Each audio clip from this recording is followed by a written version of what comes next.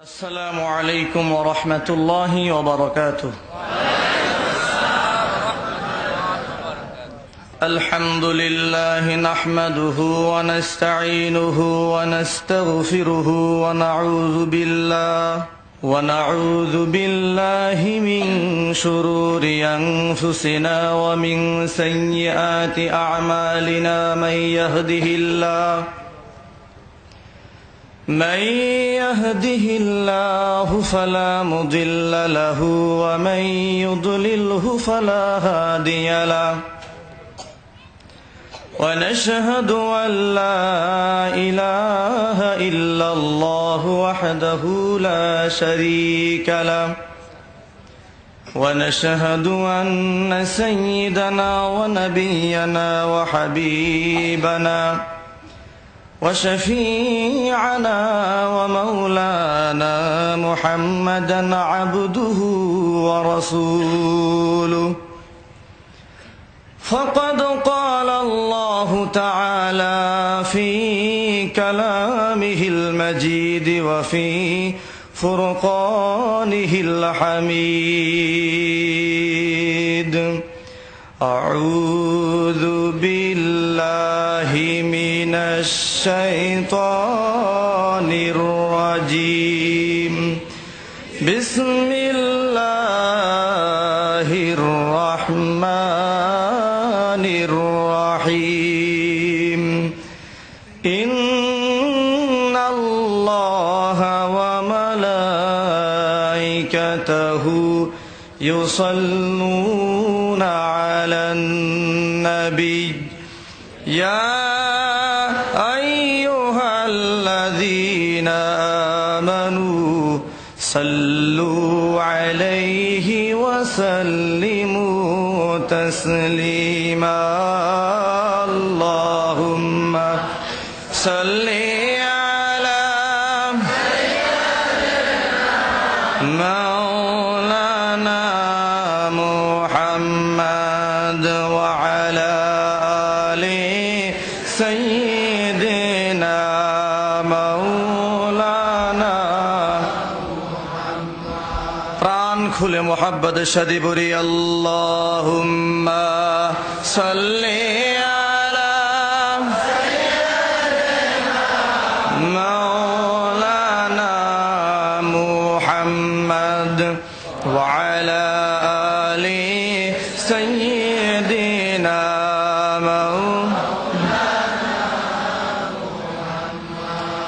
পশু পাখি ডেকে বলে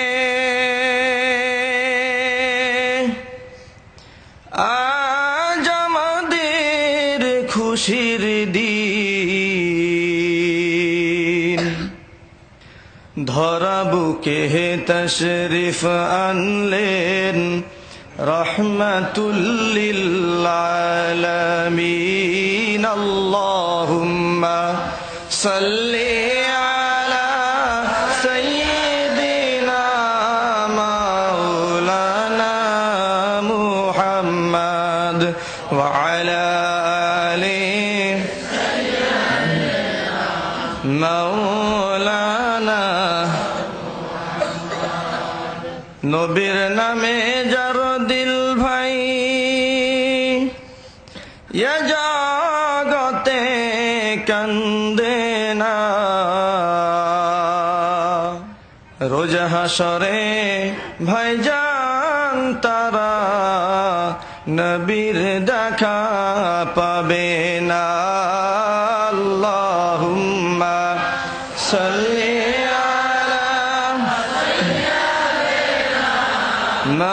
مولانا محمد وعلى سيدنا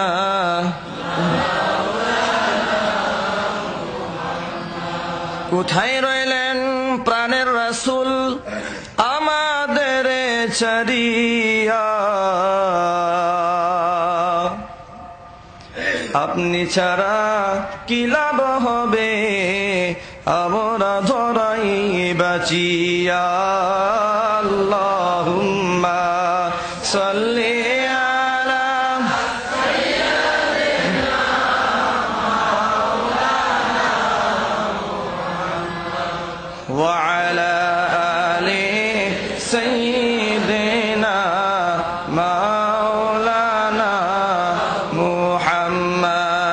بلغ العلا بكماله كشف الدجى بجماله حسنت جميع خصاله صلوا عليه وآله لا إله إلا الله لا إله إلا الله لا إله إلا الله لا إله إلا الله محمد رسول الله صلى الله عليه وسلم আমরা আমাদের মনিব, আমাদের প্রভু, আমাদের মালিক, আমাদের খালিক, আমাদের স্রষ্টা, আমাদের রাজ্জাকের প্রশংসা করলাম।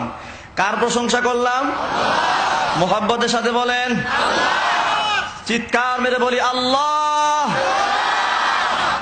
আমার ভাইয়েরা, আল্লাহর প্রশংসা করলাম এই জন্যে, আজকে আমরা এমন একটি নিয়ামত এই তাফসীরুল কোরআন মাহফিলে লাভ করতে যাচ্ছি, এমন একটি নিয়ামত যে কোরআন হাদিসের জ্ঞান, যার চেয়ে বড় নিয়ামত দুনিয়াতে আর কিছুই হয় না।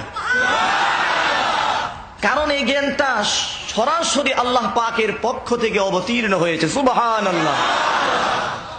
আল্লাহ রাব্বুল আলামিন বলেছেন, বান্দা লাইন শাকারতুম লাযীদান্নাকুম ওয়ালাইন কাফারতুম ইন্না আযাবি লাশাদীদ।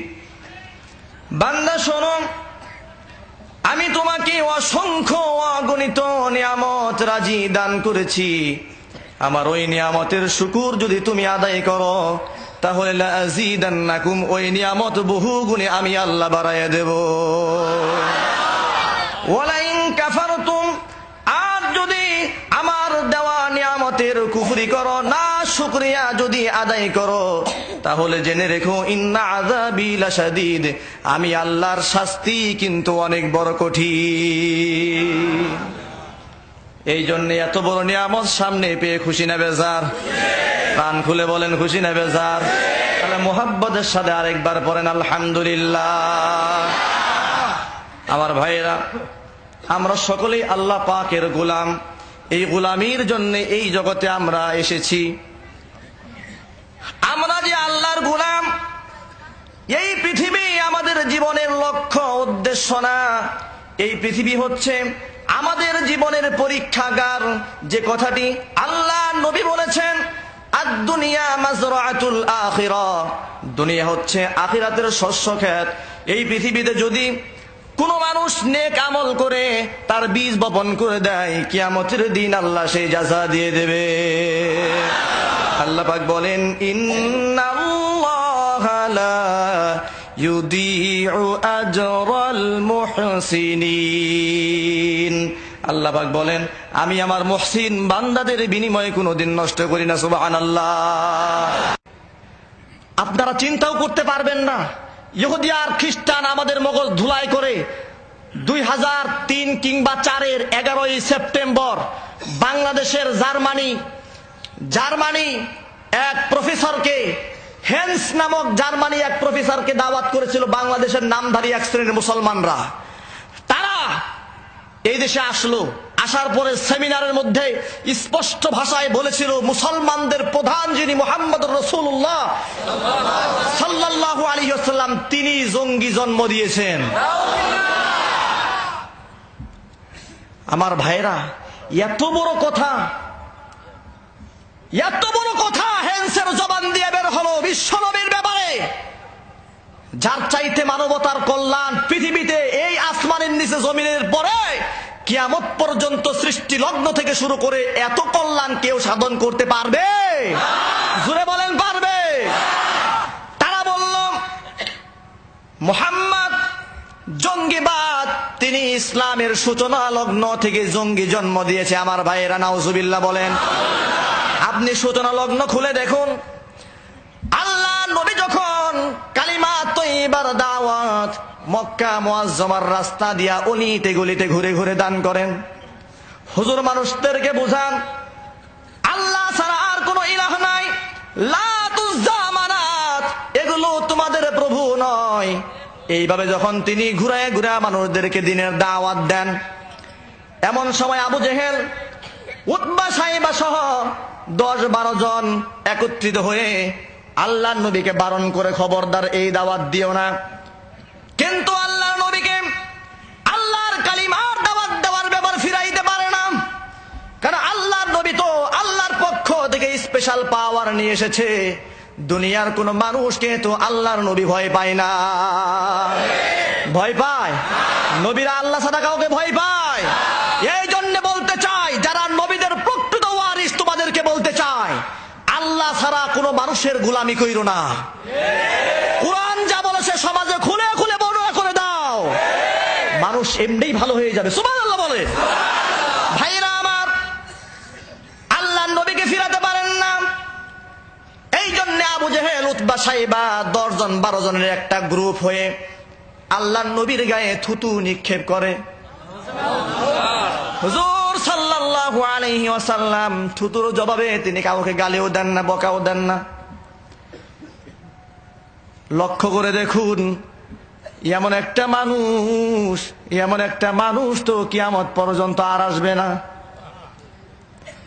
হুজুরের গায়ে থুতু নিক্ষেপ করে, তাও হুজুর কালিমার দাওয়াত ছেড়ে দেন না, কারণ হুজুরের কলিজা ভরা, বুক ভরা তো উম্মতের দরদ। কারণ আল্লাহ পাক বলেছেন, ওয়ামা আরসালনাকা ইল্লা রাহমাতাল লিল আলামিন। সবাই পড়েন, ওয়ামা আরসালনাকা ইল্লা রাহমাতাল লিল আলামিন। কেমন রহমত তিনি! আল্লাহর নবীকে তায়েফের ময়দানে দুষ্ট যুবকেরা পাথরের আঘাত করে করে রক্তাক্ত করে জমিনের মধ্যে ফেলে দিচ্ছে, পুরো দেহ রক্তে রঞ্জিত হয়ে যায়। হুজুর সাল্লাল্লাহু আলাইহি ওয়াসাল্লাম বেহুশ হয়ে জমিনে পড়ে যান, কিন্তু তায়েফের দুষ্ট ছেলেরা তারপরেও ছেড়ে দেয় না, বলে মুহাম্মদ পাগল, মুহাম্মদ পাগল। নাউজুবিল্লাহ বলেন। আল্লাহর নবীকে পাগল বলল, দুনিয়ার মানুষের প্রতিবাদ করার আগে আমার আল্লাহ প্রতিবাদ করে কোরআন শরীফে আয়াত নাজিল করলেন। আল্লাহ পাক বললেন, ওয়ামা সাহিবুকুম বিমাজনুন, তোমাদের সাথী আমার বন্ধু পাগল না, তাকে আমি রহমত স্বরূপ জগতের জন্য প্রেরণ করেছি। আল্লাহর নবীকে রক্তাক্ত করে ফেলে দেওয়া হচ্ছে, আকাশের সমস্ত ফেরেশতারা দৃশ্যগুলো তাকায় দেখতেছেন। সমস্ত ফেরেশতারাও পাগলের মতো হয়ে গেছে। আল্লাহকে ডেকে বলছেন, আল্লাহ এটা আপনার কেমন পরীক্ষা? আপনার নবীকে এইভাবে রক্তাক্ত করে ফেলে দেয়, আপনি কোনো প্রতিবাদ করেন না। আল্লাহর নবীর কাছে হযরত জিবরাইল এসে বলতেছেন, ইয়া রাসূলুল্লাহ, ইয়া হাবিবাল্লাহ, ওই যে তাকায় দেখেন, তায়েফের দুই ধারে দুইটা বড় বড় পাহাড় দেখা যায়। আপনি শুধু আমাকে একটু অনুমতি দেন, দুই পাহাড়ের চাপ দিয়া তায়েফবাসীদেরকে জনমের মতো বিদায় করে দেই। হুজুর সাল্লাল্লাহু আলাইহি ওয়াসাল্লাম জিবরাইলকে ডেকে বললেন, জিবরাইল অধৈর্য হয়ে যেও না, পেরেশান হয়ে যেও না, আমি তো আমার উম্মতের জন্য গজব হয়ে নাজিল হই নাই, আমি তো আমার উম্মতের জন্য রহমত স্বরূপ নাজিল হয়েছি। ফাইন্নাহুম কওমুন লা ইয়ালামুন, এরা তো আমার এমন জাতি, আমার এমন কওম, আমি নবীকে চিনতে পারি নাই বলে আমার প্রতি তারা এই ব্যবহার করতেছে। ও জিবরাইল, তুমি যদি আজকে দুই পাহাড়ের চাপ দিয়া তায়েফবাসী আমার উম্মতকে ধ্বংস করে দাও, তাহলে পরবর্তীতে কাদের কানে আমি আল্লাহর এই মধুর কালিমা পৌঁছায়া দেব, লা ইলাহা ইল্লাল্লাহু মুহাম্মাদুর রাসূলুল্লাহ। ভাইরা আমার, আল্লাহর নবী আমাদের জন্য তাদের জন্য বদদুয়া করেন নাই, এমন একটা রহমতপূর্ণ নবী আমাদের জন্য এসেছেন। আল্লাহ হচ্ছেন রহমান, তার রসুলকে বানালেন রহমত। সুবহানাল্লাহ বলেন, মুহাব্বতের সাথে বলেন সুবহানাল্লাহ, শুকরিয়া আদায় করে বলেন আলহামদুলিল্লাহ। এই নবীর গায়ে থুতু মারতেছে তারা, আল্লাহ নবী তার কোনো জবাব দেন না। এরপরে 10 জন 15 জন মানুষ যদি একজন মানুষের গায়ে থুতু দেয়, ওই লোকটার গা কি আর শুকনা থাকে নাকি আমার ভাইয়েরা? জোরে বলেন, শুকনা থাকে না। এমন ভিজা শরীরের মধ্য দিয়া আবার তারা বালু নিক্ষেপ করে দেয় গায়ের মধ্যে, গায়ের মধ্যে থুতু, তারপরে আবার বালু, এইভাবে ধুলার বালুই জর্জরিত অবস্থায় আল্লাহর নবী কালিমার দাওয়াত ছেড়ে দেন না। আমার ভাইরা, এটা কি সন্ত্রাসী নবী নাকি সন্ত্রাস বহন করা সহ্য করা নবী? জোরে বলেন, এটা জঙ্গি লালন করা নবী? এটা কি জঙ্গিবাজ নবী? এইরকম জঙ্গিবাজ যদি হইতেই হয়, সারা বিশ্ববাসীর জন্য এমন একটা জঙ্গি মানুষের প্রমাণ দেখাও। আছে একজন? আমার ভাইয়েরা, এমন একটা নবীর ব্যাপারে তারা বলল, এই প্রফেসর হিন্স সে বলে গেল জঙ্গিবাজ মুহাম্মদ। চিৎকার বের বলেন নাউজুবিল্লাহ। যারা দাওয়াত দিয়ে এই বদমাশকে, এমন হারামখোরকে যারা দাওয়াত দিয়ে বাংলার জমিনে নিয়ে এসেছিল, আমার ভাইরা আপনাদের কি ধারণা তারা প্রকৃত মুসলমান? জোরে বলেন, এরা হচ্ছে ইহুদি আর খ্রিস্টানদের টাকায় কেনা গোলাম। আজ আলোচনা করছিলাম একমাত্র দাসত্ব হবে কার? আরো জোরে বলেন কার? আজ আল্লাহর দাসত্ব মেনে না নেওয়ার কারণে সারা বিশ্বব্যাপী অনাচার অত্যাচার, সারা পৃথিবীর সমস্ত মুসলমানের আজকে নির্যাতিত নিপীড়িত। পৃথিবীর সমস্ত মুসলিম কান্ট্রির রাষ্ট্রপ্রধানগুলি হয়ে গেছে হারামখোর, হয়ে গেছে নপুংস, হয়ে গেছে মেরুদণ্ডহীন। আজ লক্ষ্য করুন, আমেরিকার মতো খ্রিস্টান, এই বুশের বাচ্চা বুশ, সে পাকিস্তানকে বলে, পাকিস্তান সরকারকে, আফগানিস্তানের উপর হামলা করব। আমি তো আমেরিকায় এত দূর থেকে আটলান্টিক মহাসাগর, ভ্রমন্ত মহাসাগর উপর দিয়া পরমাণু নিক্ষেপ করে এদেরকে ধ্বংস করতে পারবো না। তোমার ভাইকে মারবো, তুমি তোমার জায়গা, তোমার জমি আমার দাও। তোমার উপর দাঁড়ায়া তোমার ভাইকে আমরা বোমা মারবো, তাদেরকে মারবো। পাকিস্তান সরকার বলে আমার ভাইকে মারবা, আমার অসুবিধা কি? আমি নাকি তেল দিয়ে ঘুমাই, আমার আকাশপথ, আমার জলপথ, আমার স্থলপথ সব দিয়ে দিলাম। পাকিস্তানের উপর দাঁড়ায়া আফগানের উপর হামলা করে খ্রিস্টান। এগুলো মুসলমান, মুসলিম রাষ্ট্রের প্রধান। এরপরে আবার কিছুদিন পর তামসা দেখলো আরব বিশ্ব। তামসা দেখার পরে সে আরেকটু লাই পাইল।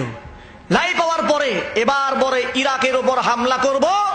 সৌদির বাদশার কাছে গিয়া বলে, আমি এত দূর থেকে আক্রমণ করতে পারবো না, আপনার বিমানবন্দরে ঘাঁটি ব্যবহার করতে চাই, বিমানবন্দর দিয়ে দেন। আকাশপথ ব্যবহার করতে চাই, আপনার আরব সাগর ব্যবহার করতে চাই, দিয়ে দেন। কুয়েত সরকারের কাছে আবেদন জানাইলো, ইরাকের উপর হামলা করবা করো, আমার জলপথ, আমার দেশের স্থলপথ, আমার দেশের নৌপথ সব দিয়ে দিলাম। নাউজুবিল্লাহ কর। এগুলো সব হচ্ছে হারামখোর মেরুদণ্ডহীন, কথা ঠিক কিনা? আজ এই সমস্ত মুসলিম রাষ্ট্রপ্রধানরা এরা কি আল্লাহর গোলামি করলো না বুশের গোলামি করলো? আরো জোরে বলেন, কার গোলামি করলো?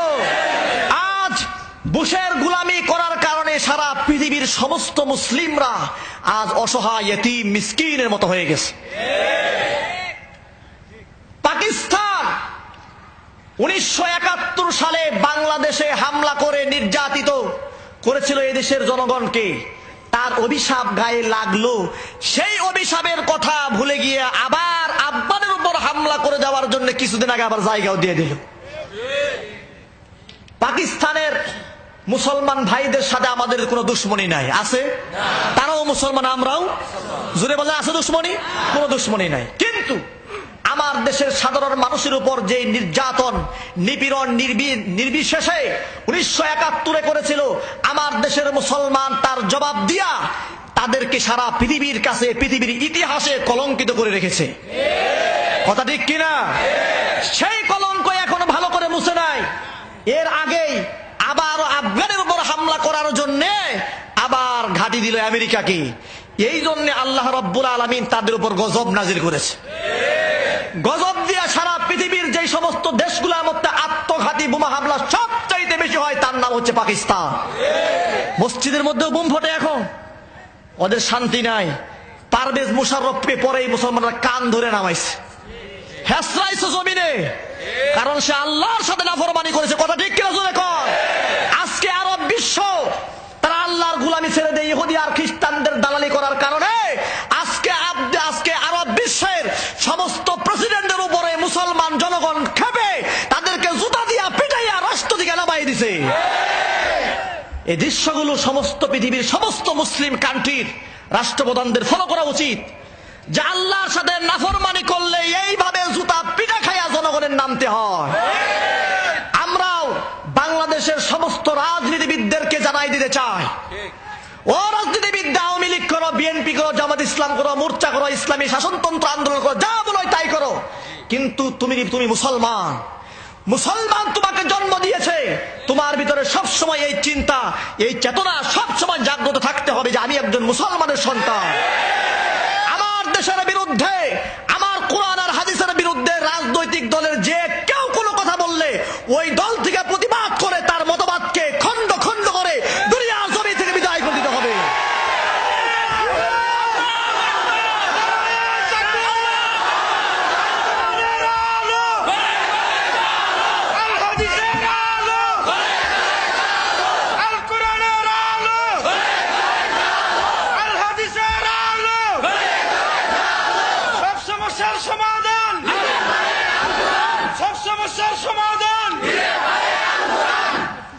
বলতে চাই আমার ভাইয়েরা, আল্লাহ রাব্বুল আলামিন কোরআন শরীফের সমস্ত পাড়ায় পাড়ায় এই দাওয়াতগুলি মানুষদেরকে বুঝাইয়া দিয়েছেন।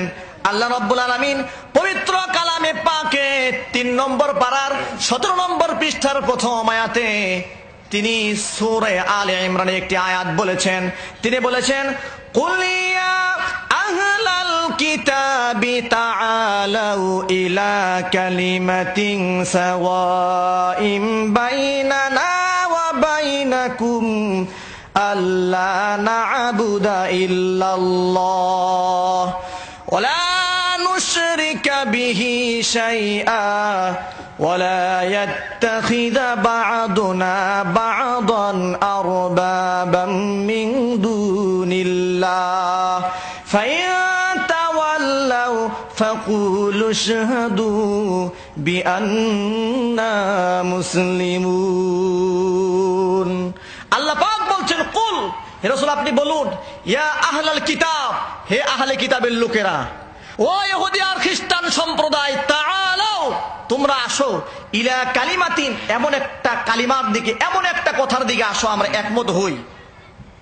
কালিমাতিন সাওয়াইন বাইনানা ওয়া বাইনাকুম, যা আমাদের মাঝে তোমাদের মাঝে সমভাবে প্রযোজ্য হবে, এমন একটা কথার দিকে আসো। সেই কথাটা কি? সেই কথা হচ্ছে আল্লাহ না'বুদা ইল্লাল্লাহ, আল্লাহ ছাড়া আর কোন ইবাদত কারো করতে আমরা রাজি। আরো জোরে বলেন রাজি।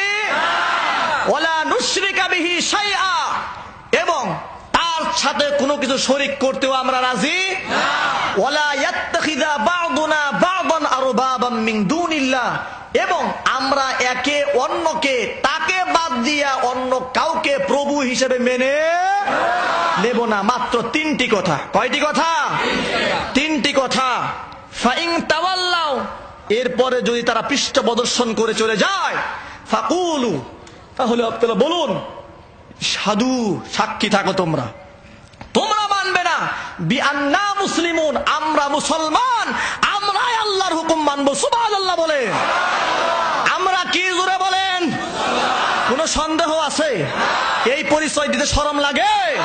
প্রাণ খুলে বলেন আমরা কি? তুমি আওয়ামী লীগ হও, বিএনপি হও, জামাত ইসলাম হও, মোর্চা হও, ইসলামী শাসনতন্ত্র আন্দোলন হও, যে কারো হও, পরিচয় একটা, আমরা মুসলমান। আরো জোরে বলেন আমরা কি? মিল্লাতা আবিকুম ইব্রাহিম হুয়া সাম্মাকুমুল মুসলিমিন। তোমাদের জাতির পিতা হযরত ইব্রাহিম আলাইহিস সালাতু ওয়াস সালামের ধর্মের অনুসরণ করো। মিল্লাতা আবিকুম ইব্রাহিম হুয়া সাম্মাকুমুল মুসলিমিন, তিনি তোমাদের নাম মুসলমান রেখেছেন। সুবহানাল্লাহ। আমাদের নাম মুসলমান রেখেছেন কে? আমাদের জাতির পিতা হযরত ইব্রাহিম আলাইহিস সালাতু ওয়াস সালাম, তিনি আমাদের জাতির পিতা। আলহামদুলিল্লাহ বলেন। তিনি পিতা হওয়ার উপযুক্ত, তিনি একজন যোগ্য, তিনি একজন যোগ্য মানুষ ছিলেন, এই জন্য জাতির পিতা তাকে আল্লাহ তাআলা বানাই দিয়েছেন। সুবহানাল্লাহ বলেন। আমার ভাইয়েরা একটু খেয়াল করুন, আজ সারা বাংলাদেশে অহরহ মারামারি, রাজনৈতিক দল নিয়ে কিলাকিলি, পিটাপিটি। আওয়ামী লীগ বিএনপিকে দেখতে পারে না, বিএনপি আওয়ামী লীগকে দেখতে পারে না, আওয়ামী লীগ জামাত ইসলামকে সহ্য করতে পারে না, জামাত ইসলাম আওয়ামী লীগকে সহ্য করতে পারে না। এইভাবে এক দল আরেক দলকে দেখতে পারে না।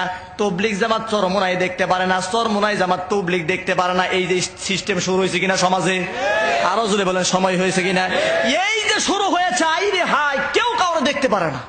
কেন? কেন দেখতে পারো না? আসো একটা বাড়িকে আসো, তুমি হও আওয়ামী লীগ। মতবাদের দিক থেকে একজন মানুষ আওয়ামী লীগ করতে পারে, করুক। একজন মতাদর্শের দিক থেকে রাজনৈতিক তার দলের নাম দিয়েছে বিএনপি, দিক নাম দিল জামাত ইসলাম, দিক, সে জামাত ইসলাম করুক, তুমি আওয়ামী লীগ করো, বিএনপি করো, সবই করো, কোনো অসুবিধা নাই। কারণ রাজনৈতিক সামাজিক কিছু মত পার্থক্য থাকতেই পারে, এটা মানুষের স্বভাব। কথা ঠিক কিনা? কিন্তু মনে রাখতে হবে, আমি জামাত করি বইলাই যে ইসলামের মূল্যবোধে আমি আঘাত হানবো, আমি আওয়ামী লীগ করি বলেই যে ইসলামী মূল্যবোধে আঘাত হানবো, আমি বিএনপি করে বলে ইসলামী মূল্যবোধে আঘাত হানবো।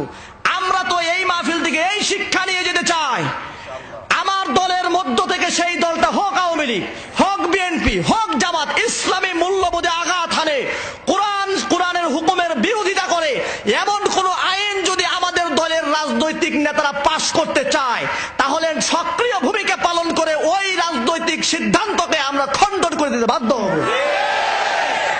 কথা ঠিক কিনা?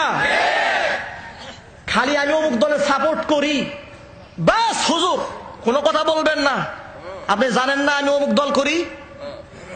আপনার মতো কত চামচা সমাজে আসছে মিয়া, আপনার মতো কত চামচ আল্লাহ তাআলা জুতা দেয়া পিটাইয়া দুনিয়ার জমিন থেকে বেইজ্জত করে জমিন থেকে পাঠাই দিছে। কোরআনের সাথে লাগতে আইছেন না। আপনি মুসলমান, মুসলমান আপনাকে জন্ম দিয়েছে। কারণ হচ্ছে আপনি যে কোনো দল করেন কোনো আপত্তি নাই, কিন্তু কোরআন সুন্নাহর বিরুদ্ধে যদি আপনি কোনো কথা বলতে চান, আপনার কোন কার্যাবলী যদি কোরআন হাদিসের বিরুদ্ধে হয়, বাংলাদেশের আওয়ামী লীগ আর বিএনপি আর জামাত ইসলাম না, সাদা আর কালো মানুষ বুঝি না, সমস্ত মানুষ মুসলমানের জন্ম বিধায় 14 কোটি মুসলমান একসাথে আন্দোলন করে এই বাংলাদেশে তসলিমা নাসরিনের মতো আপনাকে বিদায় করে ছাড়বে।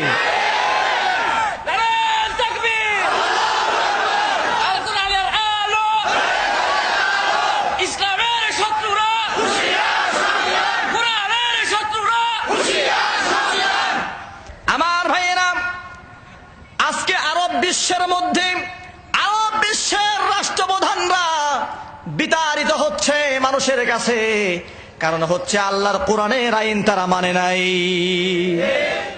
মক্কা বিজয়ের পরে একজন মানুষকে আল্লাহর নবী চাচ্ছিলেন তাকে যদি সাহাবায়ে কেরাম কতল করে দিতেন তাহলেই ভালো হতো। ওই যে হাবশী গোলাম, হুজুরের কলিজার টুকরা চাচা হযরতে হামজা রাদিয়াল্লাহু তাআলা আনহাকে যে লোকটা শহীদ করে দিয়েছিল, সাহাবায়ে কেরাম মনোভাব বুঝতে পারলেন, কিন্তু ওই হাবশী গোলাম কৌশলে আল্লাহর নবীর সামনে চলে আসলেন। এসে তিনি বললেন, লা ইলাহা ইল্লাল্লাহু মুহাম্মাদুর রাসূলুল্লাহ। সুবহানাল্লাহ। কেমন মানুষ! হুজুরের কলিজার টুকরা চাচাকে নিজে বল্লম দিয়া শহীদ করে দিয়েছে উহুদের ময়দানে। হুজুর এত কেঁদেছেন, তার জন্যে দুঃখ পেয়েছেন। আল্লাহর নবী বলেছেন, ছোট্টবেলায় বাবা মারা গেছেন, মা মারা গেছেন, ইয়েতিম হয়ে গেলাম। আমার চাচা নিজের সন্তানের মতো আদর করে আমাকে লালন পালন করেছে। এমন চাচাকে উহুদের ময়দানে যেই লোকটা বল্লমের আঘাত দিয়ে শহীদ করে দিল, ওই লোকটা আজকে চোখের সামনে কালিমা পড়েছে, মুসলমান হয়ে গেছে। আবার রাসূল হাদিসে বলেছেন, আল ইসলামু ইয়াহদিমু মা ক্বাবলা। ইসলাম তার পূর্বের যত গুনাহ থাকে সব ধ্বংস করে দেয়। সুবহানাল্লাহ, জোরে বলেন। সব ধ্বংস হয়ে যায়। হুজুর বললেন, হাবশী, আমার চাচাকে শহীদ করেছ, তুমি কিভাবে শহীদ করেছো ইতিহাসটা আমাকে বলো। বললেন, হুজুর, আমি পিছন দিক থেকে বল্লম মেরেছি, তারপরে তার বুকের উপর আমি চড়াও হয়ে বসেছি, খঞ্জর দিয়ে তার বুকটা আমি ফেরেছি, কলিজা টেনে বের করে দিয়েছি, আর হিন্দা চিবিয়ে চিবিয়ে তার কলিজা খেয়েছে। আল্লাহ নবী বর্ণনা শুনলেন, চোখের পানি ফেললেন, কাঁদলেন, আর বললেন, হাবশী, তুমি যে অন্যায় করেছ তোমাকে আমি ক্ষমা করে দিয়েছি, আল্লাহ ক্ষমা করে দিয়েছেন। কিন্তু আমার চাচা আমার এত কাছের ছিলেন, এত কলিজার ছিলেন, তুমি আমার সামনে আসলে আমার চাচার কথা মনে পড়ে যায়। তুমি মুসলমান হয়েছ, তোমার বিরুদ্ধে আমার কোনো অবজেকশন নাই, তোমার বিরুদ্ধে আমার কোনো অভিযোগ নাই, কিন্তু তোমার কাছে একটা আরতি থাকবে, খবরদার কোনো দিন তুমি আমার সামনে এসো না। সারা জীবন হাবশী হুজুরের সামনে আসেন নাই। হুজুর বললেন, তুমি আমার সামনে আসলে আমার চাচার কথা আমার কলিজার মধ্যে মনে পড়ে যায়। আমার চাচার কথা মনে পড়ে যদি আমার কলিজার মধ্যে বিন্দু পরিমাণ কষ্ট যদি লাগে, আমি আশঙ্কা করি না জানি আল্লাহর গজব তোমার বলে নাজিল হয়ে যায়। সুবহানাল্লাহ। কি কথা! কলিজার টুকরা চাচাকে মেরেছে, তোমার ব্যাপারে আমার কোনো অবজেকশন নাই, কোনো অভিযোগ নাই। আমার ভাইরা, আছে কোনো নজির এই পৃথিবীতে? আছে। তাকে তারা জঙ্গিবাদ বলে, যুদ্ধবাজ মোহাম্মদ বলে, আছে কোনো ইতিহাস? আমার ভাইয়েরা, ওই হাবশী সেদিন আর্তনাদ করেছিল, আহারে, যেই জন্য আল্লাহর নবীর সামনে আমি আসতে পারি না, আমি যেই কারণে আল্লাহ নবীর সামনে আসতে পারি না, যে বল্লম দিয়া ইসলামের একজন সুসন্তানকে যেইভাবে আমি ধ্বংস করে দিয়েছি, আমার মনের আরতি থাকবে যে আমি অবশ্যই ইসলামের শ্রেষ্ঠ একজন দুশমনকেও এই বল্লম দিয়ে আঘাত করে আমি আমার এই ঋণ শোধ করতে চাই। তাই হয়েছে, পরবর্তীতে মুসাইলামাতুল কাজ্জাব, এক জঘন্য পাপিষ্ঠ, নিজেকে নবী বলে দাবি করেছিল। কি দাবি করেছিল? নবী দাবি করেছিল। তখন মুসাইলামাতুল কাজ্জাব হযরত আবু বকর রাদিয়াল্লাহু তাআলা আনহুর জামানায় সেনাবাহিনী পাঠালেন এই শয়তানকে শেষ করে দেওয়ার জন্য। মুসাইলামাতুল কাজ্জাব তিনি মনে মনে ভাবলেন, এই তো দিস ইজ গোল্ডেন চান্স, এটাই সুবর্ণ সুযোগ, এই সুযোগকে হাতছাড়া করা যায় না। আমি জীবনে বহুত বড় ভুল করেছি, ইসলামের একজন সূর্য সন্তানকে হত্যা করে আজকে এই বল্লম দেয়া ইসলামের শ্রেষ্ঠ দুশমন নিজেকে নবী বলে দাবি করেছে, তাকে ধ্বংস করে দিয়া ওই ঋণ শোধ করতে চায়। তাই করেছে। ওই বল্লম দিয়া ওই হাবশী গোলাম মুসাইলামাতুল কাজ্জাব এই পাপিষ্ঠকে আল্লাহর জমিন থেকে চিরতরে জাহান্নামে পাঠিয়ে দিয়েছে। কিন্তু আমার ভাইয়েরা, মুসাইলামাতুল কাজ্জাব ধ্বংস হয়ে গেছে, কিন্তু মুসাইলামাতুল কাজ্জাবের উত্তরসূরি ধ্বংস হয় নাই। আল্লাহর নবী রাহমাতুল লিল আলামিনের কাছে ইয়ামান থেকে একজন সাহাবী এসে বললেন, ইয়া রাসূলুল্লাহ, ইয়া হাবিবাল্লাহ, বিজনেস পারপাসে ইয়ামানে গিয়েছিলাম, সেখানে গিয়ে দেখলাম ওই দেশের লোকেরা তাদের ধর্মযাজক যিনি আছেন তাকে সিজদা দেয়। আমার মনের ভিতরে তামান্না জাগলো, আহারে সামান্য কিছু ধর্মের লোক যদি তাদের নবীকে সিজদা দিতে পারে, তাহলে আমরা তো আমার নবীকেও সিজদা দিতে পারি। হুজুর বললেন, সাহাবী শোনো, পূর্বের ধর্মের লোকেদের উপরে আল্লাহ গজব নাজিল করেছেন এই জন্যে, জাআলু কুবুর আম্বিয়াইহিম মাসাজিদা, কারণ তারা তাদের নবীদের কবরকে মসজিদ বানিয়েছে, এই জন্য আল্লাহ তাআলা তাদের প্রতি গজব নাজিল করেছে। ও সাহাবী, আমি যদি আজকে ইন্তেকাল করি, তাহলে কি তোমরা আমার কবরকে মসজিদ বানাইবে নাকি? সাহাবী বললেন, না। হুজুর বললেন, তাই যদি না হয়, তাহলে আমি জিন্দা অবস্থায় আমাকে তোমার সিজদা করার কোনো অনুমতি নাই। সুবহানাল্লাহ বলেন। কোরআন আর হাদিস দিয়েছে সমাধান, কে দিয়েছে? আল্লাহর নবী। তার চাইতে দামি, তার চাইতে বড় আল্লাহ ওয়ালা এই জমিনে কিয়ামত পর্যন্ত আর হবে? আর আছে? আর কোন জায়গায় লম্বা লম্বা চুলওয়ালা জটওয়ালা গোসল করে না বছরে একদিন? এরে দেখলে শয়তানও কাছে যায় না দুর্গন্ধে। এত বড় পাক্কা শয়তান, এত বড় পাক্কা শয়তান, সে আবার বলে, আমি বাবা, আমার পায়ে চুমা দাও। আবার এই লোকটা নামাজ নাই, রোজা নাই, হজ নাই, যাকাত নাই, তাসবিহ তাহলিল নাই, পবিত্রতা নাই, অথচ আল্লাহর নবী বলেছেন, আত-তুহুরু শাত্রুল ঈমান, পবিত্রতা ঈমানের অঙ্গ। জোরে কোন কি? এটা কে বলেছেন? বিশ্ব নবী বলেছেন পবিত্র ঈমানের অঙ্গ। আর এই লোকটা গোসল করে না, 40 দিনে একবার গোসল করে, 40 দিনে একবার গোসল করে।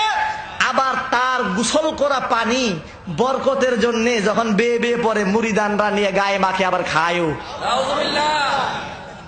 যেমন পীর তেমন তার মুরিদ, পীর যেমন খবিশ মুরিদও তেমন খাচ্চর। সে আবার বলে, আমি একবার দেখলাম আমার আল্লাহ হাফ প্যান্ট পরে আমার সামনে খাড়ি রয়েছে। যেমন পীর সাপ তেমন তার ধ্যান, ও যেমন ল্যাংটা ওর ধ্যানটাও ল্যাংটা। কথা ঠিক কিনা? কিন্তু আমার ভাইয়েরা, কোরআন বলে আল্লাহ রাব্বুল আলামিনকে দুনিয়াতে দেখা যাবে না। কে বলে? কে বলে? আল্লাহ জালিলুল কদর একজন নবী হযরত মূসা আলাইহিস সালাতু ওয়াস সালাম, তিনি আল্লাহর সাথে কথা বলতেন বিনা মাধ্যমে, কোন ফেরেশতার মাধ্যম ছাড়া সরাসরি তুর পাহাড়ে দাঁড়িয়ে আল্লাহ রাব্বুল আলামিনের সাথে কথা বলবেন। চিৎকার মেরে বলেন সুবহানাল্লাহ। তিনি বললেন, রব্বি আরিনি আনজুর ইলাইক। মূসা আলাইহিস সালাম বললেন, সূরা আরাফের 143 নম্বর আয়াতে তিনি বললেন, রব্বি, আয় আমার রব, আরিনি আনজুর ইলাইক, আমার সামনে আল্লাহ দেখা দেন না, আনজুর ইলাইক, আমি একটু আপনাকে দেখবো। হায় আল্লাহ, পর্দার আড়াল থেকে কথা বলতে আর ভালো লাগে না। হায় আল্লাহ, আপনার কণ্ঠের কুদরতি কণ্ঠের আওয়াজ শুনি, হায় আল্লাহ আপনি না জানি কত সুন্দর। আমাদের মতো এরকম 3 নম্বর মানুষের কণ্ঠ শুই না, সাধারণ মানুষ যদি চেহারা দেখার জন্য পাগল হয়, আমার আল্লাহর কণ্ঠ শুনে মূসা আলাইহিস সালাম কেন পাগল হবে না? আমার ভাইয়েরা, তোমার সৃষ্টি যদি হয় এত সুন্দর, না জানি তাহলে তুমি কত সুন্দর, কত সুন্দর। তোমার সৃষ্টি যদি হয় এত সুন্দর, না জানি তাহলে তুমি কত সুন্দর, কত সুন্দর। আমার ভাইরা, হযরত মূসা আলাইহিস আলাইহিস সালাতু ওয়াস সালামের মনে এই প্রেরণা জাগ্রত হলো, আহারে কণ্ঠ যদি এত সুন্দর হয় তাহলে আল্লাহ না জানি কত সুন্দর। সুবহানাল্লাহ। তিনি বললেন, রব্বি আরিনি, আয় আল্লাহ আমি আপনাকে দেখতে চাই, আনজুর ইলাইক, আপনি আমার সামনে দেখা দেন। ক্বালা, আল্লাহ পাক বললেন, লান তারানি, ও মুসা লান তারানি, কিছুতেই তুমি আমাকে দেখতে পারবে না। লামে তাগিদ লাগাই দিছেন, শুধু বলেন নাই যে লা তারানি, না, উলামায়ে কেরাম তো বুঝতেছেন খুব ভালো করে, লান তারানি, কখনো দেখতে পারবে না দুনিয়াতে। সুবহানাল্লাহ। কারণ কি? কারণ হলো অন্য আয়াতে আল্লাহ রাব্বুল আলামিন বলেছেন, 7 পারার 20 নম্বর পৃষ্ঠায় বলেছেন, সূরা আনআমের 103 নম্বর আয়াতে আল্লাহ পাক বলেছেন, লা তুদরিকুহুল আবসার ওয়া হুয়া ইউদরিকুল আবসার ওয়া হুয়াল লাতীফুল খবীর। আমি আল্লাহ এত মহান, এত বড়, এত বিশাল, আমি লা তুদরিকুহুল আবসার, দুনিয়ার সমস্ত দৃষ্টি একত্রিত করেও তাদের দৃষ্টির সীমানার ভিতরে আমি আল্লাহকে আনতে পারবে না। কিন্তু ওয়াহুয়া ইউদরিকুল আবসার, কিন্তু আমি আল্লাহ পৃথিবীর সমস্ত দৃষ্টিকে আমার কুদরতি নজর দিয়া কন্ট্রোল করি। ওয়াহুয়াল লাতীফুল খবীর, আল্লাহ হচ্ছেন লাতীফুন, সূক্ষ্ম খবরও যিনি জানেন, খবীর বড় বড় খবরও তার জানা আছে। সুবহানাল্লাহ। সব খবর কে জানেন? আরো জোরে বলেন, কে জানেন? ওই আল্লাহ পাক মুসা আলাইহিস সালামকে বলছেন, যেহেতু আমি এত বিশাল, আমি এত মহান, দুনিয়া থেকে আমাকে দেখতে পারবে না। এই জন্য তিনি নবীকে তাগিদ দিয়া বললেন, লাং তারানি, খবরদার কখনো তুমি দুনিয়াতে আমাকে দেখতে পারবে না। ওয়ালাকিন, তবে হ্যাঁ, তুমি যে দেখতে পারবে না তার একটা প্রমাণ দিয়ে দে।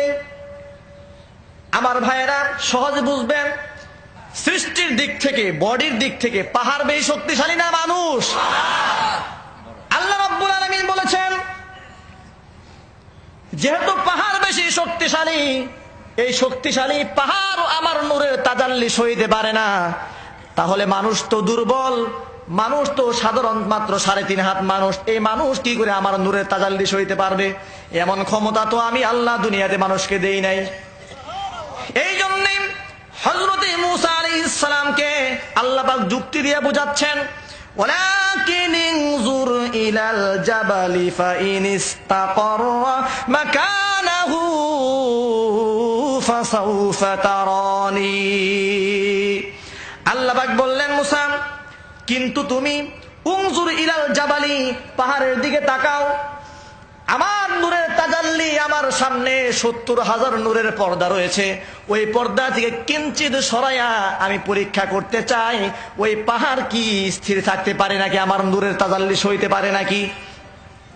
আল্লাহ রাব্বুল আলামিন 70,000 নূরের পর্দা, কুদরতি নূরের পর্দার সামনের দিকে সামান্য কিঞ্চিত পরিমাণ সরালেন। এরপরে আল্লাহ বললেন, ফাইন ইস্তাকাররা মাকানাহু, পাহাড় যদি আমার নূরের তাজাল্লি সয়ে যদি তার স্থানে যদি বহাল থাকতে পারে, ফাসাউফা তারানি, পাহাড় যদি সহ্য করতে পারে আমার নূরের দর্শন, তাহলে ফাসাউফা তারানি, অবশ্যই তুমি আমাকে দেখতে পারবা। ফালাম্মা, এরপরে আল্লাহ পাক যখন তাজাল্লা রাব্বুহু লিল জাবালি জাআলাহু দাক্কা ওয়া খাররা মূসা সাইকা, আল্লাহ পাক বলেন, এরপরে মূসার প্রভু অর্থাৎ আমি আল্লাহ যখন আমার নূরের তাজাল্লি পাহাড়ের জন্য দিয়ে দিলাম, জাআলাহু দাক্কা, সাথে সাথে পাহাড়টা জ্বলে পুড়ে ভস্মীভূত হয়ে যায়। ওয়া খাররা মূসা, হযরত মূসা আলাইহিস সালাতু ওয়াস সালাম, ওয়া খাররা মূসা সাইকা, বেহুশ হয়ে অচেতন হয়ে তিনি পাহাড়ের মধ্যে পড়ে যান। ফালাম্মা আফাকা, এর বেশ কিছুক্ষণ পরে আবার যখন তিনি হুঁশে ফিরে আসেন, ক্বালা, মূসা আলাইহিস সালাতু ওয়াস সালাম বললেন, সুবহানাক আই নুসাব্বিহু সুবহানাক, আয় আল্লাহ আমি তোমার পবিত্রতা ঘোষণা করতেছি, তুবতু ইলাইকা, আমি তোমার তোমার নিকট তওবা করতেছি, আমি তোমার নিকট ফিরে আসতেছি। এর মানে হলো আমি ভুল করেছি আবেদন করে, আয় আল্লাহ, এটা নবীর শানের কথা। আবার মনে করেন না হুজুর নবীরা ভুল করে, ফেস লাগাইন না, পাবলিক তো ফেস লাগানোর উস্তাদ। হুজুরা বলে একটা বুঝে আর একটা। নবীর শানে, নবী আল্লাহর সাথে কথা বলবে, কি বলবে না বলবে নবী ভালো বুঝে। বুঝেন না, উনি বললেন যে আমি জুলুম করেছি, নিজের প্রতি জুলুম করেছি, ইউনূস আলাইহিস সালাম বললেন। আবার উনি বলছেন তুবতু ইলাইকা, আমি তোমার তওবা করছি আল্লাহ। মানে কি ভুল করছে, গুনাহ করছে? তা কেন বলতেছে? নিজের বিনয় প্রকাশ করে বিশ্ববাসীকে দেখাই দিতেছে সুবহানাল্লাহ। এই বিশ্ববাসীকে নবীরা বিনয় শিখাইছে, বিশ্ব মানুষকে শিখালো আল্লাহর নবীরা কিভাবে কাকুতি মিনতি করতে হয় আল্লাহর কাছে। তিনি বলতে চায় আল্লাহ তুবতু ইলাইকা, আয় আল্লাহ আমি তোমার কাছে তওবা করতেছি। ও আনা আউয়ালুল মুমিনিন, আর আমি একজন প্রথম মুমিন, আমি হইলাম সর্বপ্রথম তোমার প্রতি বিশ্বাসী, ফার্স্ট ক্লাস মুমিন। কেমন কথা, আমি ফার্স্ট ক্লাস মুমিন, আর আপনারা কয় নম্বর মুমিন? সিরিয়ালে থাকতে হবে। আমরা সিরিয়ালে না থাকলে ওয়াজে আসতাম না, কথা ঠিক কিনা? আমরা সবাই সিরিয়ালের মুমিন। এক গল্পের বইয়ের মধ্যে পড়েছিলাম, এক লোক ছোট্টবেলায় একটা বাঘের বাচ্চা, ছোট্ট বাঘের বাচ্চা ধরে নিয়ে আসছে। তার পোষা কিছু ছাগল ছিল, ছাগলের লগে লালন পালন করাইছে। তো ছাগলেও যেই কাজ করে বাঘে ওই কাজই করে। বাঘে তো সারা জীবন ছাগলই দেখছে, কি করবো এখন? পোষা বাঘ হঠাৎ করে একদিন বনে গেছে। বনে যাওয়ার পরে আসল বাঘের সাথে দেখা হয়েছে, হিংস্র বাঘের সাথে। দেখে ছাগলের লোকে ঢুস পারে। কয় কি রে? কয় তুই এই জায়গায় কে? কয় আমি এই জায়গায় কে মানে? কয় তুই কি? কয় কি আমি ছাগল। ছাগলের লোকে ঢুস পারে তো ও যে বাঘ মনে নাই। পরে বলতেছে তোর চেহারা আর আমার চেহারা দেখ তো মিলে কিনা। তাকাই দে তো ভালোই মিলতেছে। কয় ছাগলের লোকে মিলে? কয় না মিলে না। কয় তাহলে বোঝা গেল তুই কিন্তু ছাগলের বংশধর না, তুই বাঘের বংশধর। তখন চিন্তা করে তাকাই, ভালো করে তাকাইছে, আসলে কি রে আমি কোথায় আছি? কয় তুই একটা গর্জন দিয়ে দেখ ছাগলের গোষ্ঠী সুদ্ধা কেমনে দৌড়ায়। একটা গর্জন দেওয়ার সাথে সাথে ছাগলের গোষ্ঠী সামনে থেকে উধাও। আজ মুসলমান ইহুদি খ্রিস্টান নাসারা এই ছাগলের সাথে বেশভূষা আচরণে মিলে এই মুসলমান সিংহ পুরুষ নিজের পরিচয় ভুলে গেছে। আমরা উদাত্ত আহ্বান জানাই, এই কোরআনের মাহফিলে বুঝাই দিতে চাই মুসলমান ছাগলের বংশধর না, এই মুসলমান সিংহ পুরুষ। ও সিংহের বংশধর, তোমরা কি ইমান বাঁচাইবা না ইহুদি খ্রিস্টান ছাগলের সাথে মিলবা? আমার ভাইরা, আমরা ইহুদি খ্রিস্টানদের মতাদর্শকে ধ্বংস করে দিয়া আল্লাহর কালিমার পতাকাকে চিরন্তর কিয়ামত পর্যন্ত বাংলার জমিনে উড্ডীন রাখতে চাই। রাজি আছি? যারা যারা রাজি আছে হাতগুলো দেখতে চায়।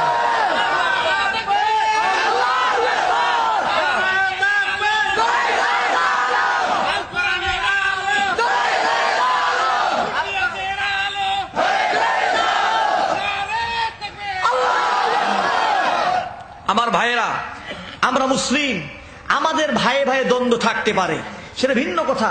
তাই বলে কাফের বেঈমান আমাদেরকে নিয়ে হাসবে, আমাদেরকে নিয়ে উপহাস করবে, এটা কি মুসলমানরা মেনে নেবে? মুসলমানরা কিছুতেই মানতে পারে না। মুসলমানরা ইতিহাস দেখবে, ইতিহাস খুলে দেখুন, হযরতে আমিরে মুআবিয়া রাদিয়াল্লাহু তাআলা আনহু হুজুরের একজন বিশিষ্ট সাহাবী, পঞ্চম খলিফা। হযরত আলী রাদিয়াল্লাহু তাআলা আনহু চতুর্থ খলিফা। দুই খলিফার মাঝে কুখ্যাত একজন ভণ্ড, একজন মুনাফিক মার্কা মুসলমান। সে করল কি, চক্রান্ত করে, আব্দুল্লাহ ইবনে সাবা তার নাম, চক্রান্ত করে দুই সাহাবীর মাঝে দ্বন্দ্ব লাগাই দিল। এমন দ্বন্দ্ব লাগিয়ে দিয়েছে, এমন সময় এমনকি হযরতে হযরতে আমিরে মুআবিয়া রাদিয়াল্লাহু তাআলা আনহু হযরত আলীর সাথে যুদ্ধ বেজে যায় অবস্থা। এমন সময় রোমের সম্রাট, খ্রিস্টান প্রেসিডেন্ট হিরাক্লিয়াস হযরতে আমিরে মুআবিয়ার কাছে চিঠি লিখেছে যে মুআবিয়া, আমি শুনলাম আলীর সাথে নাকি আপনার যুদ্ধের মনোভাব হয়ে গেছে। আমি চাই আমার সৈন্য দিয়া, আমার অস্ত্র দিয়া, আমার বুদ্ধি দিয়া, আমার শ্রম দিয়া আলীর বিরুদ্ধে আপনাকে বিজয়ী করতে চাই। আলীর বিরুদ্ধে আপনাকে আমি বিজয় করব। রোম প্রেসিডেন্ট হিরাক্লিয়াস চিঠি লিখলো, পত্রের জবাবে দেখেন হযরতে আমিরে মুয়াবিয়া কি লেখে। পত্রের জবাবের ভূমিকার সর্বপ্রথম লাইন, ইয়া কালবার রুম, হে রুমের কুত্তা। আলহামদুলিল্লাহ। আরে মুসলমান, ও রুমের কুত্তা, আমি একজন মুসলমান, আমার ভাই আরে একজন মুসলমান, আমাদের ভিতরে কত দ্বন্দ্ব থাকতেই পারে, এটা নিতান্তই আমাদের ব্যক্তিগত ঘরোয়া বিষয়, কিন্তু আমাদের এই সুযোগে পৃথিবীর কোন লাল কুত্তার গোষ্ঠী, লাল চামড়াধারী অমুসলিমরা আমাদের মুসলমানদের ভিতরে ফাটল সৃষ্টি করতে পারবে না। তিনি ঘোষণা দিয়ে দিলেন কেমন মুসলমান। এরপরে তিনি বললেন, আমার ভাই আলী, যার সাথে আমার যুদ্ধ বেজে যায় যায় অবস্থা, আজকে যদি আলীর বিরুদ্ধে, ও রোমের প্রেসিডেন্ট, তুই যদি যুদ্ধের জন্য প্রস্তুতি নেস তার বিরুদ্ধে, তো আলীর পক্ষ হইয়া সর্বপ্রথম এই পৃথিবীতে যেই ব্যক্তির তরবারিটা উঠবে সেটা হচ্ছে আমি আমিরে মুয়াবিয়ার তরবারি। এটা হচ্ছে মুসলমানদের স্বর্ণোজ্জ্বল ইতিহাস, গৌরব গাথা ইতিহাস, এগুলো হচ্ছে মুসলমানদের ঈমান তাজা হওয়ার ইতিহাস। কিন্তু মুসলমানরা ইতিহাস ভুলে গেছে। মুসলমানদের ইতিহাস তো দূরের কথা, মিয়া সূরা ফাতিহাই বুঝে না। কি ইতিহাস শোনাবো মুসলমানদেরকে? সূরা ফাতিহা জানে না, নামাজ জানে না, রোজা জানে না, মাসআলা মাসাইল কিচ্ছু জানে না। আমার ভাইরা গোলামি করবো কার? আরো যদি বলেন কার? এই জন্য 5 ওয়াক্ত নামাজ হচ্ছে আমাদের গোলামির 1 নম্বর পরিচয়। কয় নম্বর? আমি যে গোলাম, এটার 1 নম্বর পরিচয়। এটা হলো আপনার ফার্স্ট সার্টিফিকেট যে আপনি মুসলমান, আপনি আল্লাহর গোলাম। 1 নম্বর প্রমাণ আপনি নামাজি। 2 নম্বর প্রমাণ আপনি মুসলমান, আপনার মুখে দাড়ি। কয় নম্বর? এই মনে রাখেন, ফেস লাগাইন না। আপনার মুখের দাড়ি রাখা ওয়াজিব। দাড়ি যে না রাখে, দাড়ি যে কাটে, ইসলামের শরীয়তের পরিভাষায় সে ফাসেক। মাসআলা ক্লিয়ার করে দিয়ে যায়। মুফতি সাহেব ডানে বামে অভাব নাই, ভুল হলে বলবেন। দাড়ি কাটলে ইসলামে শরীয়তের পরিভাষায় তাকে বলে ফাসেক। কি বলে? ফাসেক বলে। আর ওয়াল্লাহু লা ইয়াহদিল কওমাল ফাসিকিন, ফাসেকদেরকে আল্লাহ কখনো হেদায়েত দেন না। এই জন্য ক্লিয়ার মনে রাখবেন, আপনাকে দাড়ি রাখতেই হবে, কারণ আপনি আল্লাহর গোলাম। নম্বর 2, নম্বর 3, আপনি যেহেতু আল্লাহর গোলাম, আজকে পর্দা নিয়ে আলোচনা করলাম। পর্দার পবিত্র হুকুমকে লঙ্ঘন করার কারণে ইহুদি খ্রিস্টানদের বাচ্চা যেমন কুত্তার বাচ্চা হয়, আমরা চাই না আমাদের সন্তান কুকুরের বাচ্চা হোক। এই জন্য পর্দার এই পবিত্র বিধানকে আমরা মানতে চাই। কথা ঠিক কিনা? এই হচ্ছে 3 নম্বর আমল। আপনার স্ত্রীকে, আপনার যুবতী মেয়েকে আপনি পর্দায় রাখবেন। নম্বর 3। নম্বর 4, আপনাকে মিথ্যা কথা বলা ছাড়তে হবে, মুনাফিকের আলামত বন্ধ করতে হবে। নম্বর 5, হুজুরদের পিছনে কুটকুট ঘুটঘুট ভুটভুট ছাড়তে হবে। নম্বর 6, ভণ্ড পীরের আস্থানা ঘুরাইয়া করতে হবে পায়খানা। ভণ্ড পীরের আস্থানা কি করতে হবে? ভেঙে পায়খানা বানাতে হবে। এই ভণ্ড পীরের আস্থানা ভেঙে চুরে গুড়িয়ে দিতে হবে। নম্বর 6। নম্বর 7, 7 নম্বরে আপনার কাজ হচ্ছে ইসলামী মতাদর্শে আদর্শবান হওয়া। ইসলামী আদর্শে আদর্শবান হওয়া, কোরআন এবং হাদিস অনুযায়ী নিজের জীবনকে পরিচালনা করা। নিজের জীবন অনুযায়ী কোরআন না, কোরআন অনুযায়ী নিজের জীবন। অনেকেই মাসআলা খুঁজে, হুজুর আমি যে শার্ট গায়ে দেই এটা হাদিসে কি না করছে? মানে উনি নিজের দেহ অনুযায়ী ইসলামের সেটিং করবে। এখন কি করবে? সেটিং শুটিং বাদ। ইসলাম দিয়া নিজের জীবন সেটিং, নিজের জীবন সেটিং দিয়ে ইসলামের সেটিং করেন না। কথা বুঝতে পেরেছেন? কারণ ইসলাম আমার আপনার একা জন্য আসে নাই, ইসলাম এসে সারা পৃথিবীর মুক্তির জন্য। নম্বর 7। নম্বর 8, আলোচনা করতেছিলাম পিতামাতার খেদমত করতে হবে, ওই পর্যন্ত যাওয়ার সুযোগই হয় নাই। তাফসীরের একটা অংশ, ওয়াকাদা রাব্বুকা আল্লা তা'বুদু ইল্লা ইয়া, একমাত্র আল্লাহর গোলামি, এই অংশের তাফসীর করতে গিয়ে কয় ঘন্টা হইল? 3 ঘন্টা প্রায়। কয় ঘন্টা? প্রায় 3 ঘন্টা। এতগুলি মানুষ, তারপরে কিভাবে জমে বসে আছে। বিরিয়ানি দেওয়া হবে, বয়ানের পরে নাস্তা আছে, কিছু টাকা দেওয়া হবে আপনাদের। তাও না কয় সুবহানাল্লাহ সুবহানাল্লাহ, প্রাণ খুলে শুকরিয়া আদায় করে আলহামদুলিল্লাহ। চিন্তা করছেন এই বর্তমান জমানা মানুষ কত ব্যস্ত, মানুষ কত ব্যস্ত, কেউ কারো কথা শোনার টাইম নেই মানুষের। এই সময় মানুষ নিজের ঘুম বাদ দিয়া রাত 1টা বেজে আসে, আরামের ঘুম হারাম, শয্যা হারাম, স্ত্রী পরিবার পরিজন ব্যবসা বাণিজ্য সব ক্লোজ, সব বন্ধ করে দিয়ে মাঠে বসে আছে একমাত্র আল্লাহ সুবহানাহু ওয়া তাআলার জন্য। আল্লাহ পাক বলেছেন কুল ইন্না সলাতি ওয়া নুসুকি ওয়া মাহইয়ায়া ওয়া মামাতি লিল্লাহি রাব্বিল আলামিন। রাসূল আপনি বলুন ইন্না সলাতি, নিশ্চয় আমার নামাজ, ওয়া নুসুকি আমার কুরবানি, ওয়া মাহইয়ায়া আমার জীবন, ওয়া মামাতি আমার মৃত্যু, লিল্লাহি রাব্বিল আলামিন। সুবহানাল্লাহ। সব কার জন্য? সব আল্লাহর জন্য নিবেদিত।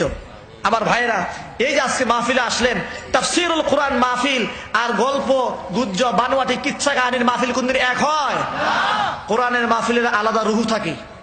এই জন্য কোরআনের মাহফিল জিন্দাবাদ, কথা ঠিক কিনা? তাফসীর মাহফিল জিন্দাবাদ, জোরে বলেন তাফসীর মাহফিল জিন্দাবাদ। কারণ কোরআনের দাওয়াত হচ্ছে সবচাইতে ইম্পর্টেন্ট দাওয়াত, সবচাইতে গুরুত্বপূর্ণ। আল্লাহ নবী বলেছেন মান ক্বালা বিহি সাদাকা। এই কোরআন শরীফ এমন একটা গ্রন্থের নাম, এই কোরআন দিয়ে যে কথা বলবে সাদাকা, সত্য কথা বলবে। ওয়া মান আমিলা বিহি উজিরা, এবং এর প্রতি যে আমল করলো আল্লাহ তাকে বিনিময় দিয়ে দিবে। এই জন্য কোরআনের চাইতে দামি ওয়াজের কিতাব আসমানের নিচে জমিনের উপরে আর নাই। সবচাইতে দামি ওয়াজের কিতাবের নাম কি? আল কোরআন। জোরে বলেন কি? এই জন্য আল কোরআন জিন্দাবাদ। কোরআন হাদিসের আলো ঘরে ঘরে জালো। আবার ভাইরা, আখেরি মোনাজাত না দিয়া উঠার কারো নিয়ত আছে? নিয়ত নাই তো? আল্লাহ তাআলা আপনাকে জাযা দিয়ে দিবে। সকালবেলা পর্যন্ত উনি আশা করছে, সকালবেলা পর্যন্ত যে আশা, যে রোজ আমরা যে আলোচনা করলাম, হযরত আব্দুল্লাহ বলেছিলেন যে শাহাদাত যদি নসিব হইতো, আল্লাহ নবী কি বললেন? আশা যেহেতু করছো, তামান্না যেহেতু আছে, জ্বরে মৃত্যু হইলেও শাহাদাত নসিব হবে। তো ওই রকম আশা যেহেতু করছেন, ফজর পর্যন্ত আলোচনা শুনবেন, এটা আমাদের সকলের আশা। কি বলেন? এটা আমাদের সকলের আশা। হ্যাঁ, এটা আমাদের সকলের আশা। আল্লাহ রাব্বুল আলামিন আমাদের মনের এই তামান্না অবশ্যই কবুল করেন। আমরা বলি আমিন, আরো জোরে বলি আমিন, আল্লাহুম্মা আমিন। ربنا ظلمنا أنفسنا وإن لم تغفر لنا وترحمنا لنكونن من الخاسرين ربنا لا تزغ قلوبنا بعد إذ هديتنا وهب لنا من لدنك رحمة إنك أنت الوهاب আয় আল্লাহ তাআলা রহমতের নজরের দিকে তাকায় দেখো, তোমার বান্দারা সেই মাগরিব থেকে শুরু করে আজকে এই অর্ধ রজনী রাত 1:30টা হয়ে গেছে। আল্লাহ মা বোনেরা কোরআন হাদিসের মাহফিল ছেড়ে গেল না। তোমার বান্দারা, তোমার পাগলরা, কোরআন হাদিসের প্রেমিকেরা আল্লাহ এই কোরআনের মাহফিল ছেড়ে গেল না। আল্লাহ তুমি কি আমাদেরকে খালি হাতে ফিরাই দিবে? আল্লাহ হায় আল্লাহ, আমরা গুনাহগার, আমরা ভুল করেছি। আয় আল্লাহ, তোমার রহমতের দুয়ারে আমরা ভিক্ষা চাই। মাবুদ গো, তোমার দুয়ার ছাড়া আমাদের আর কোনো দুয়ার নেই। আল্লাহ আয় আল্লাহ, ভিক্ষুক এক দরজায় না পেলে আরেক দরজায় যায়। আল্লাহ আমরা তো এমন ভিক্ষুক, আয় আল্লাহ তোমার দরবার থেকে যদি লাঠি দিয়ে তারাই দাও আল্লাহ, আয় আল্লাহ তাআলা আমাদের যাওয়ার আর কোন জায়গা নাই। হায় আল্লাহ, তোমার কুদরতি ভাই সেজদা দেই। হায় আল্লাহ, তোমার কাছে মিনতি জানাই। আল্লাহ জিন্দেগীর সমস্ত গুনাহ নিয়ে তোমার দরবারে হাত তুলে দিয়েছি। আল্লাহ মাবুদ গো, তোমার প্রিয় নবীর তুফাইলে দোয়াকে মঞ্জুর করে নাও। আয় আল্লাহ তাকাই দেখো, রহমতের দৃষ্টি দিয়া যাদের বিড়ি সিগারেটের সামনে থাকার কথা ছিল, বিড়ি সিগারেট নিয়ে ব্যস্ত থাকার কথা ছিল আল্লাহ, টেলিভিশনের পর্দার সামনে যাদের বসে থাকার কথা ছিল আল্লাহ, বৃদ্ধ বৃদ্ধ বাবারা যাদের বিছানায় আরাম করার কথা ছিল আল্লাহ, তারা বিছানায় বিশ্রাম নিল না আল্লাহ। হায় আল্লাহ, যুবক ভাইরা কোন গানে অনুষ্ঠানে গেল না আল্লাহ, তোমার কোরআনের মাহফিলের কথা শুনে যারা পাগলের মতো ছুটেছে আল্লাহ। আয় আল্লাহ, তারা তোমার এই বান্দা বুড়া বুড়া বান্দাদেরকে, যুবক বান্দাদেরকে তুমি কিভাবে খালি হাতে ফিরাই দিবা আল্লাহ। আয় আল্লাহ, তোমার কাছে মিনতি জানাই, যুবক ভাইদেরকে আল্লাহর ওলি বানায়া দাও। আয় আল্লাহ, আল্লাহ তোমার ওলি বানায়া দাও, তোমার জাকির বানায়া দাও। আয় আল্লাহ তাআলা, তুমি যত নিয়ামত দিয়েছো আল্লাহ, তোমার অজস্র নিয়ামতের সামনে আমরা কিছু না মাবুদ গো, সে অনুযায়ী আমরা কিছুই করতে পারি না। তুমি যদি রহমত দিয়ে আমাদেরকে ক্ষমা না করো আল্লাহ, আয় আল্লাহ তুমি আমাদেরকে গুসা কইরা দুনিয়া থেকে আল্লাহ এইভাবে আমাদেরকে ইতিমের মতো ফিরাই দিও না মাবুদ। আয় আল্লাহ, আমাদের গুনাহের চাইতে তোমার রহমতের পাহাড় অনেক বেশি আল্লাহ। আয় আল্লাহ, তোমার দরবারে হাত তুলে ধরেছি, এমন সময় মনে পড়ে গেছে আমাদের সেই পিতা মাতার কথা আল্লাহ। ও আল্লাহ, যাদের উসিলায় দুনিয়াতে এসেছি মাবুদ, ওই মা ওই বাবা আজকে অন্ধকার কবরে শুয়ে আছে। আজকে কোরআনের তাফসীর মাহফিলে হাত তুলে ধরেছি, আমার মা আমার বাবা ইয়াতীমের মতো কবরে শুয়ে আছে আল্লাহ। আয় আল্লাহ তাআলা মেহেরবানি করে আমাদের মা বাবার কবরে তুমি জান্নাতের বিছানা বিছায়া দাও, আমাদের মা বাবার কবরে তুমি জান্নাতের বিছানা বিছায়া দাও।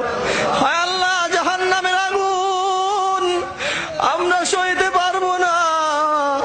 হায় আল্লাহ, দুনিয়ার সামান্য আগুন তো সইতে পারি না মাবুদ গো, জাহান্নামের আগুন কি করে সইব আল্লাহ। আয় আল্লাহ, জাহান্নামের আগুন আমরা সইতে পারবো না মাবুদ। মাবুদ গো, মেহেরবানি করে আমাদের নাজাতের ফয়সালা দিয়ে দাও। কিয়ামতের দিন তোমার আরশের ছায়া ছাড়া আর কোন ছায়া যেদিন থাকবে না আল্লাহ, তোমার নবীর শাফায়াত ছাড়া আর কোন শাফায়াত থাকবে না আল্লাহ। তোমার নবীর খাতির হাউজে কাউসারের পানি যদি পান না করতে পারি মাবুদ, আমাদের এই জীবনের কি মূল্য আছে মাবুদ। মাবুদ গো, তোমার নবীর হাতের হাউজে কাউসারের পানি পান করতে পারি এমন তৌফিক দিয়ে দাও মাবুদ। তোমার নবীর শাফায়াত আমাদের যেন নসিব হয়, সেই হিসেবে আমাদেরকে মঞ্জুর করে নাও। আয় আল্লাহ, তোমার আরশের ছায়া যেন আমাদের ভাগ্যে জুটে আল্লাহ, এমন তৌফিক তুমি আমাদেরকে নসিব করে দাও। আয় আল্লাহ তাআলা, যে সমস্ত ভাইয়েরা এই কষ্ট করে এই মাহফিলের আয়োজন করেছেন, আর যারা টাকা দিয়ে পয়সা দিয়ে অর্থ করে দিয়ে এই মাহফিলের আয়োজন করেছেন, আয় আল্লাহ তাআলা, তোমার ঘর মসজিদকে আরো প্রতিষ্ঠিত করার জন্য অনেক ভাই টাকা দিলেন। আয় আল্লাহ তাআলা, সিমেন্টের বস্তা দেওয়ার জন্য রাজি হলেন। আয় আল্লাহ, সকলকে কিয়ামতের দিন মুসিবতের সময় এই দান দক্ষিণা সকলের জন্য নাজাতের উসিলা বানায়া দাও। আয় আল্লাহ তাআলা, মা বোনেরা অর্ধরাত পর্যন্ত আল্লাহ মাহফিলে রইল আল্লাহ। আল্লাহ, ওই মা বোনদেরকে মঞ্জুর করে নাও। মা বোনেরা পর্দায় থাকতে পারে তৌফিক দিয়ে দাও।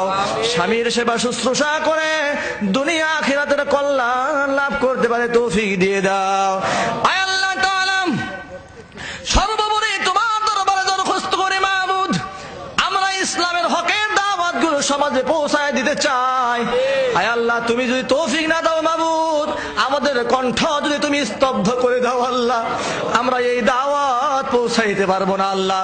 আয় আল্লাহ, তোমার কাছে আমরা খাস করে মিনতি জানাই মাবুদ গো, আমাদের কণ্ঠ সোচ্চারকে আরো তেজস্বী করে দাও। আয় আল্লাহ তাআলা, বাতিলের শক্তিকে যেন ইসলামের প্রকৃত বিধান দিয়ে আমরা খণ্ড বিখণ্ড করে দিতে পারি তৌফিক দিয়ে দাও। আয় আল্লাহ তাআলা, সারা পৃথিবীর মুসলমানের আজকে নির্যাতিত নিপীড়িত আল্লাহ, তাদের পাশে দাঁড়াবার মতো কোনো সরকার পৃথিবীতে নাই আল্লাহ। আয় আল্লাহ তাআলা তোমার কাছে মিনতি জানাই, বিশ্ব শান্তির জন্য যেই ফয়সালা দরকার মেহেরবানি করে সেই ফয়সালা দিয়ে দাও।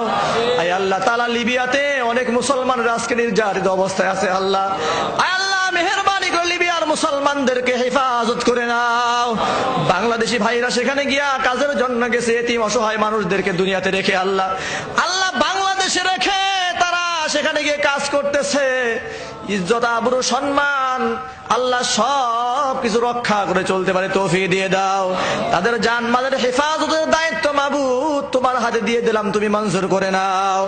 আয় আল্লাহ তাআলা যেখানে সারা পৃথিবীর মুসলমানদের মধ্যে ঐক্যের অভাব, ফাটল সৃষ্টি হয়ে গেছে আল্লাহ, আমাদের বাংলাদেশের মধ্যেও রাজনৈতিক ফাটল সৃষ্টি হয়েছে আল্লাহ। আয় আল্লাহ মেহেরবানি করে আমাদের সকল মুসলমানদেরকে তুমি একই সূত্রে গেঁথে দাও। আয় আল্লাহ তাআলা সারা পৃথিবীর মুসলমানদেরকে ঐক্যবদ্ধ থাকার তৌফিক দিয়ে দাও। আয় আল্লাহ তাআলা তোমার কোরআন তোমার নবীর হাদিসের আলো আমরা সমাজের মধ্যে আমরা আঙ্গে অঙ্গে অঙ্গে পৌঁছায় দিতে পারি তৌফিক দিয়ে দাও। কোরআনের আলো দিয়া আমাদের সমাজকে মেহেরবানি করে আলোকিত করে দাও। আয় আল্লাহ তাআলা সর্বোপরি তোমার দরবারে দরখাস্ত করি মাবুদ, তাকায় দেখো তোমার বান্দারা তোমার দরবারে হাত তুলে ধরেছে আল্লাহ। আয় আল্লাহ তাআলা আমি তো জানি না তোমার বান্দাদের মনে কার মনে কি আরতি আছে আল্লাহ। আয় আল্লাহ তোমার বান্দাদের জন্য আমি ছেড়ে দিলাম আল্লাহ। আল্লাহ তোমার বান্দারা এখন তোমার কাছে চেয়ে নিবে আল্লাহ। আয় আল্লাহ 1 মিনিট ছেড়ে দিলাম, আপনারা আল্লাহর কাছে চেয়ে নেন আপনাদের মনের যত আরতি আছে।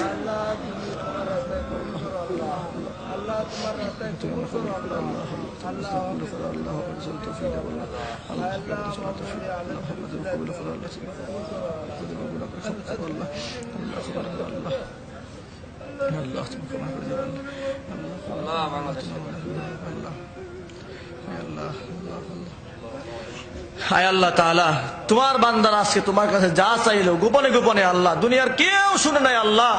আয় আল্লাহ একমাত্র তুমি শুনেছো মাবুদ। ও মাবুদ মেহেরবানি করে আমাদের সকলের মনের নেক মাকাসিদ গুলি পরিপূর্ণ করে দাও আল্লাহ। আমাদের মধ্যে যারা অসুস্থ আছেন মেহেরবানি করে সুস্থতা নসিব করে দাও। যারা অভাবের মধ্যে আছে অভাব দূর করে দাও। যারা ঋণগ্রস্ত আছে ঋণ পরিশোধের তৌফিক দিয়ে দাও। ব্যবসায়ী ভাইরা হাত তুলে ধরেছেন ব্যবসার ভিতরে ভরপুর বরকত নসিব করে দাও।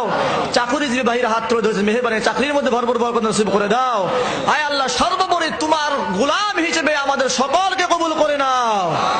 সর্বশেষে তোমার দরবারে দোয়া করি রব্বিরহামহুমা কামা রব্বায়ানি সগীরা রব্বিরহামহুমা কামা রব্বায়ানি সগীরা تقبل منا إنك أنت السميع العليم وتب علينا إنك أنت التواب الرحيم سبحان ربك رب العزة عما يصفون وسلام على المرسلين والحمد لله رب العالمين واجعل آخر كلمتنا عند الموت لا إله إلا الله محمد رسول